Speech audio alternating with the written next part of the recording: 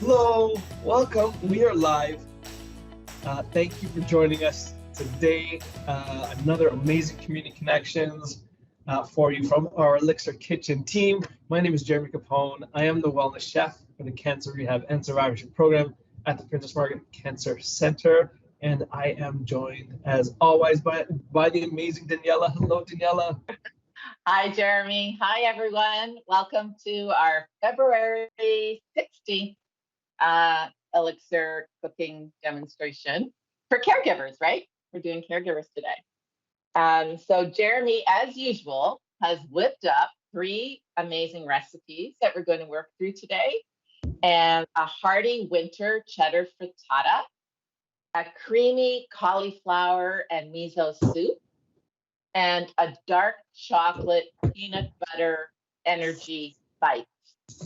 So I don't know, unless there's anything else, Jeremy, should we get right into the recipes? What do you think? Let's go.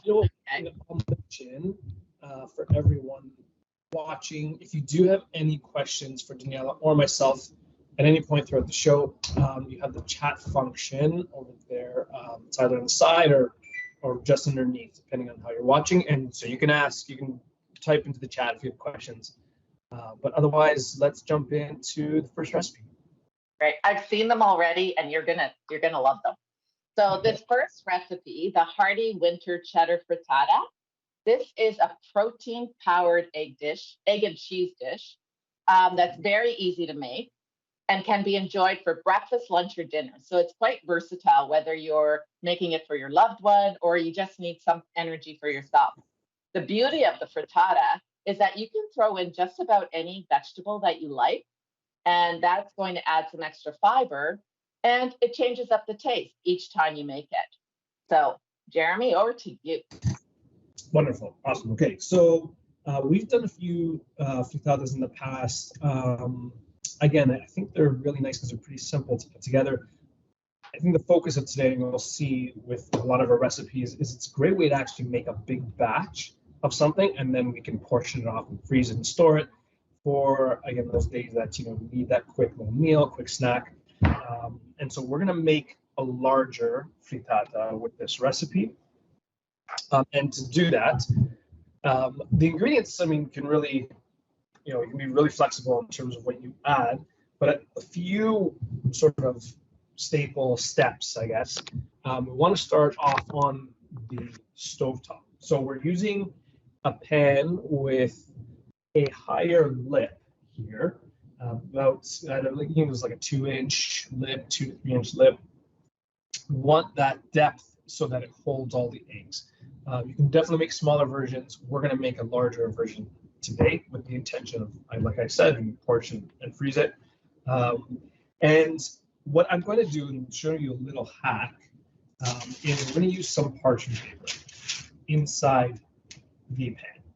This is really going to help with the removal of the frittata, so that way you don't have to struggle. And especially if, even like a pan like this might be a little heavy for some of you, you don't have to worry about doing any sort of flipping.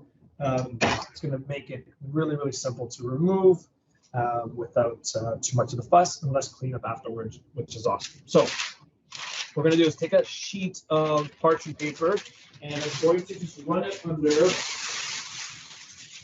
little bit of water and sort of crunch it up into a little ball. So this just sort of makes it a little bit more, just like that, a little more flexible.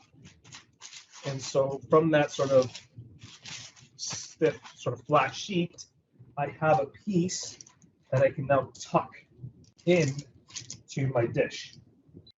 I'll turn it on actually while I'm doing this. So now it's lining, I'll show you, the entire bottom of the pan. Okay, so that, even if there's a little overhang, that's okay. But we're going to cook everything directly into this, which is going to make life so much easier in terms of cleanup afterwards. Now, directly into this pan here, I'm going to start adding some of my ingredients. One little, again, in terms of the ingredients, you can add obviously whatever you want. We're going to keep it pretty simple. The only thing I would suggest is to soften them up, get some color on them first versus throwing it into the egg mixture raw, because it won't really fully, properly cook or really get any flavor, extra flavor, by just sitting in the egg mixture. So we want to actually start off by giving it a little saute, a little bit of color at the beginning. So I'm going to add just a little bit of olive oil. Again, everything's directly on this parchment. And I'm going to be using some onions. So I have some red onion here. You can use any onion. And I want like thicker slices. I don't want anything too thin that will sort of dissolve. So you can see about a sort of 1/4 inch to 1/2 inch slice, and then just put them right into the bottom of the pan, right on top of this parchment, and spread it out. This, put a few more pieces. You can see there. I'm also going to throw in, if you have some like thyme, any herbs would be great here. Some thyme, if you want something stronger, like some rosemary, you can throw it in. I'm actually going to throw in just a bit of parsley in this, right at this stage too. Usually I would save fresh herbs for the end, but I don't mind it sort of interacting with the onions and the olive oil, and it's going to sort of get a little bit of color on it as well. So I'm just tearing it in, I'm not chopping it, just sort of tearing it into the pan, just like this. And we're waiting for just a little bit of a sizzle so you can see what's going on here. Get a better visual of that.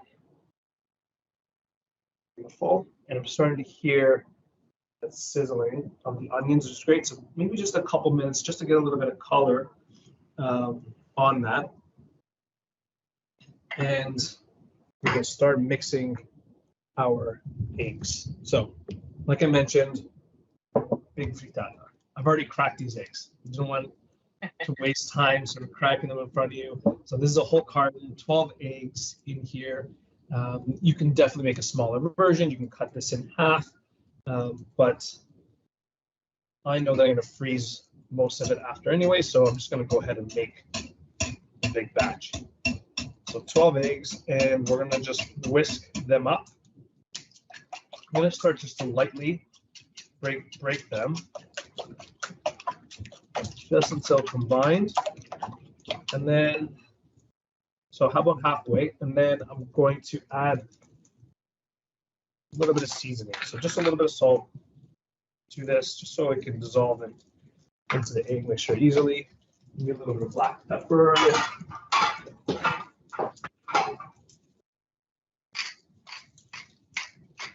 If you like a little bit of heat, you can definitely add some chili flakes or something. And then for a little extra creaminess and to help to build up the volume, usually you might add milk or cream, something a little bit richer. I like a thicker addition, so we're gonna add actually yogurt. You can add sour cream too, sour cream or yogurt, just to give it some nice volume, and it's gonna give it some really nice creaminess. But otherwise, if you don't have, you can definitely use something thinner like a milk. I would suggest using something a little more full fat. Like I wouldn't use like at least a 2% or a whole milk, just so you get that creaminess in there. And we're adding about 1/2 cup. So if I were to cut this in half, and use 6 eggs, I would obviously use half of that, so I'll use 1/4 cup. But that is pretty much the ratio. So about 1/2 cup for every 12 eggs. And we'll whisk that in here. Daniela, what do you usually put into your my frittata? Yeah. I similar to you, but I would have used milk. So it's interesting that you mentioned the use of the yogurt, which is great, or the sour cream. Yeah. I think do you think like Greek yogurt is a bit thicker? That would give more protein. Would that work as well? Like because it's thicker than the regular yogurts? Yeah, you can Yeah, definitely. okay. Maybe I'll just take a moment to talk about eggs, because I know some people still kind of freak out when they see eggs and to see 12 eggs there. So eggs really have had a bad rap for many, many years because it contains cholesterol, dietary cholesterol. But research has shown that the cholesterol that is in the eggs has very little effect on the cholesterol in our blood. And actually, there are a lot of nutrients in the yolk that are good to have. So for instance, vitamin D is found in the yolk. Yes, the white of the egg, the albumin, is the biggest portion is protein, but the yolk has some good nutrition too. And studies have shown that having eggs in your diet can actually improve your cholesterol profile. My thought, my suggestion behind it is more around how you cook the eggs. So in this frittata, he's using very little oil. It has a lot of vegetables in there. This is a great way to cook it. Maybe I would avoid like the frying of an egg. But in this way, it's an excellent, good quality protein for you. Wonderful. All right, so you can see already we have some really, really nice color on the onions here. I gave them a little flip just to show you, but you can leave them as is you're going to see that color actually on the bottom side of the frittata if you do end up flipping it. And now we're going to be adding a little bit of cheddar into the egg just for some extra flavor. I usually add a little bit on the top and near the end, but what I like, a nice little trick, is I'm going to crumble a little bit into the bottom right now. And what this is going to do, it's going to actually start to melt that cheddar a bit, and it's going to give it this really nice sort of crust, cheesy crust on the base of the frittata, which is nice. So I'm just sort of breaking it up just by my hands in there, and already it's starting to sort of caramelize and melt away. And then for some extra veg, one of my favorites this is sort of like I guess a winter, it's got like a winter frittata vibe to it. So we have our onion. I'm going to add some frozen peas, which great to have on hand. Really nice to add in, soups and different dishes, but I actually really like them in this frittata as well.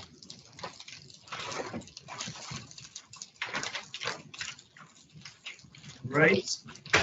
So put the peas in there, and then we're going to go in with our eggs. So just whisk them up. I just want to combine, get the yogurt sort of incorporated into that. You're going to build a little bit of volume because you're whisking in some air, so you get this really nice sort of fluffiness, really nice pop of the frittata. And then we're just going to gently pour that into.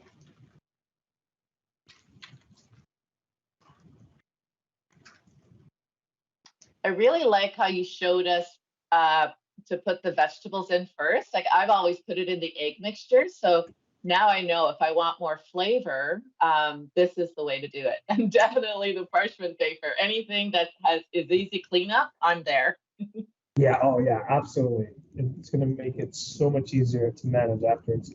But yeah, adding, just cooking the veg a little bit first, just to get some of that excess water out. Like I'm using like zucchini in the frittata, or eggplant, or any veg that has a little bit of extra water.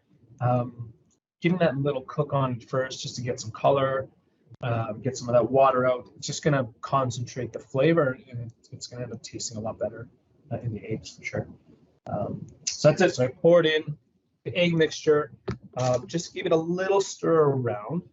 Now what I want to do is get the cook started on the stovetop, right? I want to start to develop that base, build that base, and then there's two sort of schools of thought here. So you could completely cook it on the stovetop. Once it starts to cook most of the way through, starts to solidify, the idea is that you're going to flip it in the pan to cook the other side. That could either end up really successful. You could end up half on the floor. It could end up all over your counter. So I think the easier method is to actually transfer from this stage directly into the oven to let it finish there. It's a little bit easier to control for the doneness as well. So it's completely up to you. If you're feeling adventurous, go for the flip. Otherwise, we're going to put it into the oven. Now, I am using an oven-proof pan. That's one thing that you do want to use to obviously make sure that it's okay to go into the oven. But otherwise, I'm ready to go. So I wanted to maybe, we'll throw a little bit more green on there. And I think we're good. So I'm going to put it into the oven, 375 degrees for about 15 minutes. So it's doing about almost half of the cooking on the stovetop. It's going to finish the rest in the oven. And what you're looking for is for it to be cooked all the way through. It should not be wet in the middle. So that's the sort of an easy test. Is you can use a knife, fork, just to make sure that it is not wet anymore than solid. You might have a little bit of a, has a little bit of a wave to it. You want it to be firm. It should have a little sort of a wobble, but definitely not wet inside. So I'm going to transfer this into the oven. And while you take about 20 minutes. What do you know? We have one already ready. All right, so did this one and took about 15 minutes, 375 to finish all the way through. That extra cheddar, so again, like I put some on the bottom. For the last 5 minutes, you can crumble a little bit on top. And while it's in the oven, you'll get that really nice, again, sort of caramelization of the cheddar. The onions look fantastic. But again, I think the easiest part of this recipe is the removal. And again, in that parchment comes right out. So super easy. The pan, much easier to clean at this point.